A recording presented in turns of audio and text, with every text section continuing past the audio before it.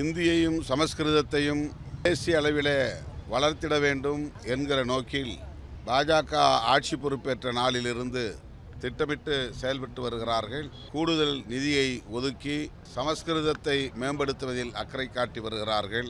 தமிழ் உள்ளிட்ட பிற மொழிகளை அவர்கள் ஒரு பொருட்டாக மதிப்பதில்லை. ஆங்கிலத்தை தூக்கி எறிய வேண்டும் என்று வெளிப்படையாக பேசுகிறவர்கள் தமிழ் போன்ற பிற மொழிகளை ஒரு பொருட்டாக மதிக்காமல் இந்த மண்ணின் மக்களை, பூர்வீக குடிகளை, பிறமொழி பேசும் தேசிய இனங்களை நசுக்குவதிலே இவர்கள் குறியாக இருக்கிறார்கள். இதையெல்லாம் பாரதிய ஜனதாவையும் சங் பரிவார்களையும் ஆதரிக்கக்கூடியவர்கள் சீர்தூக்கி பார்க்க வேண்டும், சிந்தித்து பார்க்க வேண்டும். அமித்ஷா, மோடி போன்றவர்கள் யாருக்காக வேலை செய்கிறார்கள் என்பதையும் புரிந்து கொள்ள வேண்டும்.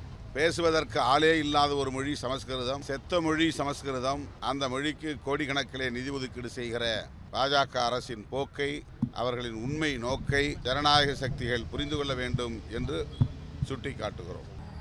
நான் ஏற்கனவே சொன்னதைப் போல மதுரையிலே நடந்தது முருக பக்தர்கள் மாநாடு அல்ல, மோடி பக்தர்கள் மாநாடு. முருக பக்தர்களின் மாநாடு நடந்திருந்தால் தமிழ் மக்களால் பெரிதும் மதிக்கப்படக்கூடிய பெரியார், அண்ணா போன்றவர்களை விமர்சிக்கும் வீடியோ ஒளிபரப்பப்பட்டிருக்காது. வல்லவன் செயலி இப்போதே பதிவிறக்கவும்.